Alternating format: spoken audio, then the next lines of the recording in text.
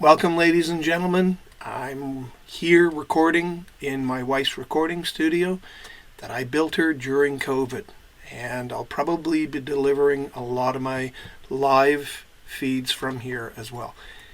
Today we're going to dive into the learning management system. What is it? How do we get there? And when we get there, what exactly do we do with it? And part of this will help orient you to what you need to do in order to get to the online class. Let's begin. I'm looking at you now, but now I'm going to switch my view over here to look at the big screen that I'm recording. So I'm not ignoring you. All right, so first of all, you're going to want to go to Blackboard, and you can get there by going to bb-gbc.blackboard.com, or you could just put in a Google search for George Brown College Blackboard, and it'll give you a link. We want to sign in there. You will use your student number at georgebrown.ca and your single user sign-on, or SUSO. And it's the same for the majority of services. The only service is a software service from Adobe that will be different. You'll be using a personal email in that case. We've got here to the main page of the Blackboard interface, and this gives you access to a number of things. There's a profile, and we're going to be working on you building a profile, adding a headshot, and setting some things up for yourself with respect to notifications, email and push notifications, and there's an activity stream for all of those streams that you have subscribed to. Maybe you joined a club. You could join their feed, and that would come up here, and it's showing you all of the recent and upcoming events and recent announcements there. There's different communities that you can join. So there's the School of Design faculty and admin that I'm a part of. You'll be able to access things like student clubs that have an online presence in Blackboard as well. You've got a calendar here, and if you go through that calendar, it would have all of the critical elements in there, like assignments and due dates, so on and so forth. You can add your own stuff in there if you want. You can set up preferences. You've got messages from all the courses that you are a part of, and you can check in. I suggest checking in at least twice a week, beginning of the week and the end of the week, just to really make sure you're in the loop. If there's any last minute announcements for me or any of your other profs. This is one that students love. This is grades. And you can access your grades for all your courses in there as well. There's an assist function. There's some other tools available to you there. You can sign out. But this is what we're really all about right here, courses. So you'll click there, and this is an upcoming course because we don't start till well into the first week of September. And you'll see it right here. There's the course. There's my last name. You click on it, and it takes you right into the course. You see me there. And I'm just going to switch this over so that it looks exactly like a student's view. There's the name of the course up top here.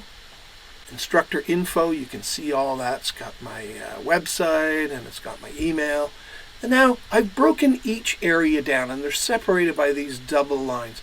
So this is the online learning area, and you would click here to get to your online classes. So let's just do that, see what happens. We're running Zoom as our delivery platform for online, so let's click on it. And it brings up all of these Zoom meetings. You'll notice that Monday is missing because it's Labor Day, and so there's no class on Monday. But every other class has a date and a time associated with it. All of us will meet on a Monday together for a 2-hour lecture, and then later in the week you'll be allocated, depending on the CRN that you've registered for in StuView, you'll be allocated to a specific lab time. That's another 2-hour time where it's a much smaller group. You probably won't see ones for which you're not registered. All you would do for that is just click join, Now you may get asked to update or download the Zoom client onto your desktop. It's probably preferable to do that because it just gives you added functionality. And you want to open this, I click Open Zoom.us. Now it is important to note that you should be using the Chrome browser. It's the one that's the most tested. It's the one that's the most rigorous. And I'm just going to move this over onto here. You get a background that looks like that. And it looks like that. And you'll also get another meeting reminder that says this. This is being recorded by the host or a participant, and it just gives you some blah blah there that you need to read, and there's a link to George Brown's privacy policy, and then you have to say, okay, I got it.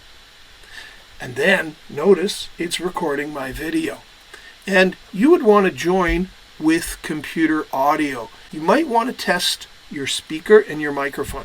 Look at what I got on. Strongly suggest that you use earphones and make sure that the audio, now if you're using a Mac, you would go here, System Preferences. Within the System Preferences, you would want to make sure that under Sound, that your output is set to the headphone port. Okay? And if you're using a microphone like me for the input, I would point to my Samsung microphone. We're inside Zoom, and I would join the audio. I'm not going to do that, but I would say join with computer audio. And then you would get a message that would say recording in progress. Continue without audio. I want to join audio. Join with computer audio. There's a bunch of different things here. You can mute your microphone. I want to encourage everyone, when you can, when we're having interactions, use your camera and your microphone, just so that we can get to know each other. It really helps us to build a solid community. Just makes things a little more tangible, especially for me, because this is not face-to-face in a classroom. You guys have the advantage of having some of your classes face-to-face, and I'm being deprived of that. So please use your microphone and your video, and when you're asking me a question, just at least for the beginning of the term, give me your name and then pose your question to me so that by repetition, I'll get to know your name. You know, if you need to get up and do something, you can mute your sound, you can stop your video. In most cases, unless you're actually interacting, asking a question, doing a presentation, you would probably have these things switched off. And I would typically direct you when and when not to be using it. It just shows you the number of participants. There's a chat function here as well, and that comes up as a sidebar, and you can chat to everybody in the room. There's polls and quizzes. I often use those just to see if you're connecting with the content. I don't really grade the quizzes themselves, but I do use them as a marker for your level of participation in the live components. Here we can provide closed captioning, and this is a function we'll use quite a lot. Breakout rooms. You can send me emojis, you know, if you're confused or you're happy or you're loving it. All of those things. And then there's a support function, and that's it. Most of you probably have used, over COVID, you've used Zoom.